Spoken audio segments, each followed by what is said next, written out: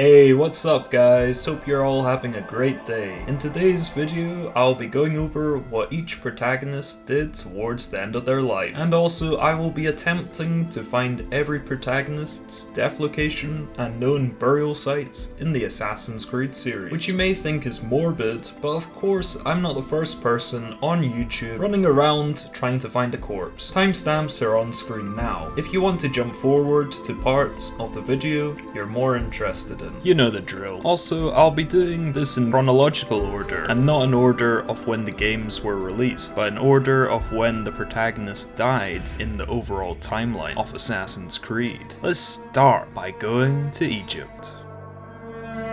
Bayek Aya spent their lives devoted to the Hidden Ones after the events of AC Origin's main story. So this was a return to form for the Assassin's Creed series. As we know, Bayek Aya had confirmed deaths and did not live forever, unlike other protagonists of the series. The reason Layla was able to relive both of these characters' memories was because she opened up their coffins, found their bodies, and committed a necrophilia threesome. Allegedly, according to my fanfiction. You can actually find the cave that Bayek and Aya were defiled in. I mean buried in. You can visit this cave in the Animus as Bayek, as the cave is a part of the open world in Assassin's Creed Origins, which is actually quite a common occurrence for the games to reuse maps for past and present segments in the game. Aya's burial location caused confusion for fans when realizing Ezio raided Amonet's tomb in Assassin's Creed 2, which was located in Venice. Considering Layla was able to relive Aya Amonet's memories, so most likely the tomb in Egypt was the real one, and the one in Venice was just to pay respect in the chat to the legendary assassin.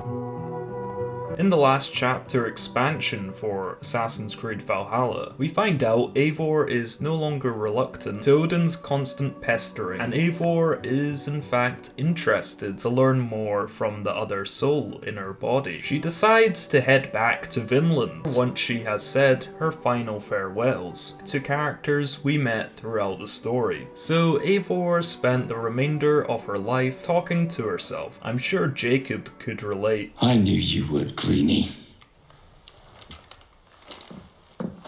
When it comes to Eivor's grave location, this is something I have gone over before in previous videos. Eivor was buried in Northeast America. If you think I'm wrong, you can check my Vinland is America video. Hopefully that clears everything up for you. Good, you're back. Let's continue. So knowing this, we can find Eivor's grave location in the Animus as Eivor, similar to the cave in Origins being used in the past and present maps in the game. Then we can go a step further, where I hunted down Eivor's grave location in Assassin's Creed 3, which I also made a video about if you want to check it out, or if you've already watched it, we may continue. It might be strange to say this is my favourite burial site, but we've got a few more coming up. I also strangely enjoy rummaging about.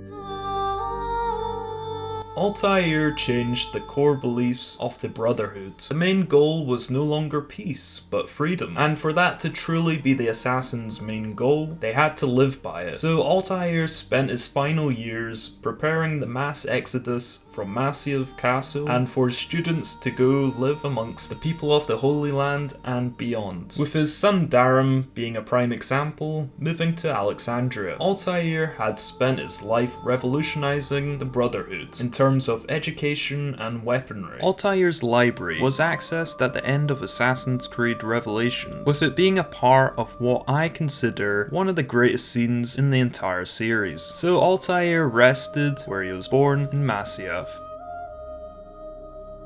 Ezio's final days were documented in a short animated film called Assassin's Creed Embers. He had settled down and had a family with Sophia when he was called into action one final time by Xiaojun, a former Chinese concubine. She wanted to learn how to free her people from the Templars. Ezio, reluctant at first, eventually caved in and passed on his experience of life and being an assassin, along with a few techniques Ezio could still perform in his old age. And no, not in that way. Okay, troops, let's try holding back the tears for this one, because we have come to Ezio's death location, which we see in Assassin's Creed Embers, and also still has the mystery of the Templar potentially causing Ezio's cardiac arrest. But anyway, Ezio dies. Simples. The fun thing about this location is that you can sit on the benches before Ezio's actual death in Florence in Assassin's Creed 2. What I also find interesting about these benches is that they're not that far away from where Ezio's father and brothers were hanged, so it's a full circle of sorts. Ezio escaped death that day, played his part,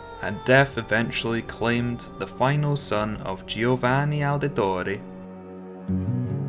Edward Kenway is my favourite character in the entire series, and boy, his death sucked. Obviously, if we saw his death in game, it would have taken hundreds of goons to come down, especially if they were the same goons from Black Flag, but in the Assassin's Creed Forsaken book, I believe it was just 6. Even though Edward's death took place in a book, we actually get to see the Kenway mansion in Assassin's Creed Syndicate, both in a mission and in the open world. Edward died in the game's room, the room he would train and bond with his son Haytham. I believe this room was on the bottom floor of the mansion, and located within was a secret room, which was altered in game as a secret basement, but in the Forsaken novel it was a secret bookcase entrance. So I guess my Hollywood version of Edward's death would be him back against the piano, sword protruding from his chest. Death's loyal servant was meeting his end and deserved a final tune to send him out, the song that reminded him of his first wife Caroline, before finally reuniting with her.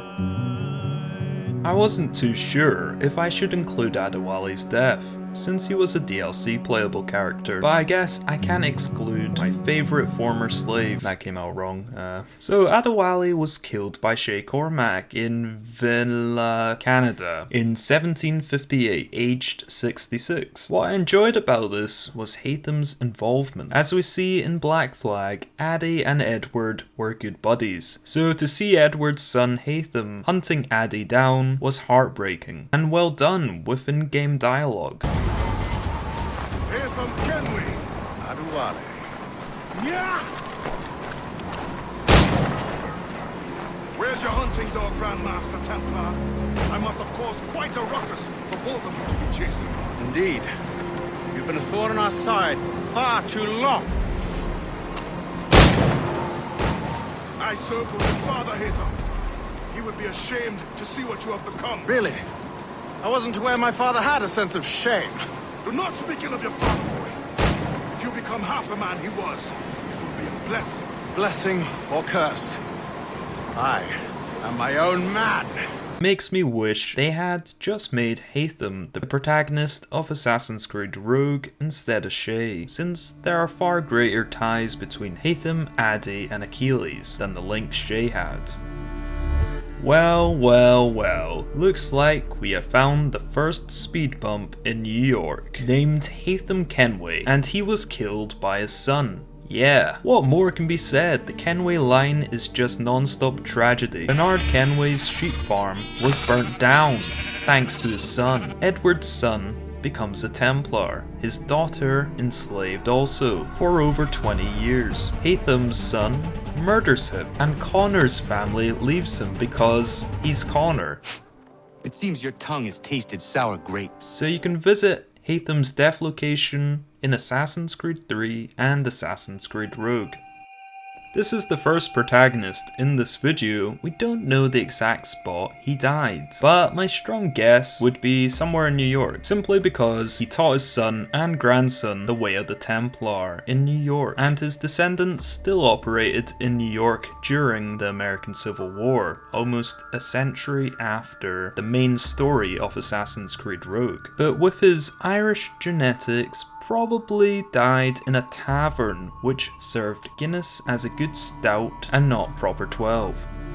Let's continue with some vague locations. Connor, we know, left the homestead eventually as it was abandoned, which may have something to do with a certain New Yorker returning back to his assassin roots with cannon fire. All I can think Connor would have done was move west to become a legendary protector of Native American people. So yes, very vague, I'm sorry. There is some Abstergo propaganda that said he died crying, which I find unrealistic for a man such as Connor. Simply was just the Templars trying to destroy the image of a legendary assassin. Aveline, fuck knows. Arno was depressed due to no longer getting his weekly shipments of Elise's bathwater, but he carried on like a champ. Once again, no real idea of what spot Arno yeeted from this world, since there are lots of taverns in Paris he could have drank himself to death in. That one there was a violation, personally I wouldn't have it. But I do have a good idea where he would be buried, next to Elise's feet, which you can find in the Assassin's Creed Unity open world.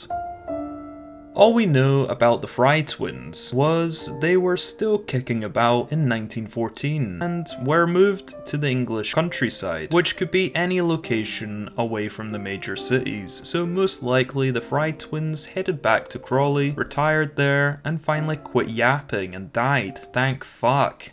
Thought I would just add this, but you could maybe find the rough area of where they died if it wasn't Crawley, just south of London in the Assassin's Creed Valhalla England map. Finally, back to the simple death locations. Desmond died in the Grand Temple in 2012, saving the world. His body would be humped and cut open by an Abstergo extraction team, with organs being extracted, turning Subject 17 into Sample 17. Mentally, however, Desmond was able to enter the grey, becoming the reader of calculations, still doing his part to save humanity from another great catastrophe. Funny, I thought Kassandra was the protagonist of Assassin's Creed Odyssey, and that takes place centuries before Assassin's Creed Origins, so why is she here? Because she died in 2018. That's impossible! Yeah, she died at the gates of Atlantis, which only feature in Assassin's Creed Odyssey, both in the past and present of the story. She gave the staff of Hermes to the super important destined prophesized child, the heir of memories.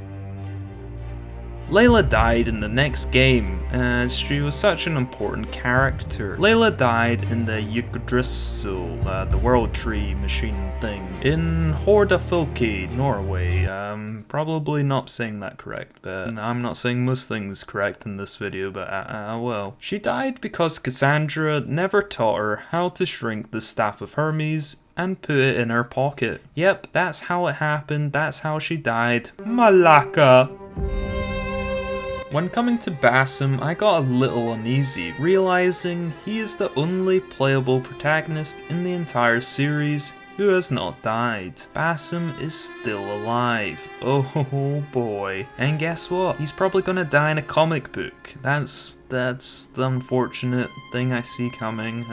Fuck's sake. Thank you guys for watching. Be sure to like and subscribe and continue watching all of my fantabulous videos on the channel. Today, do it. Watch them all, okay? Cram it in. Come on, you can do it. The support would mean a lot, and I'll see y'all next time. Why are you running? Why are you running?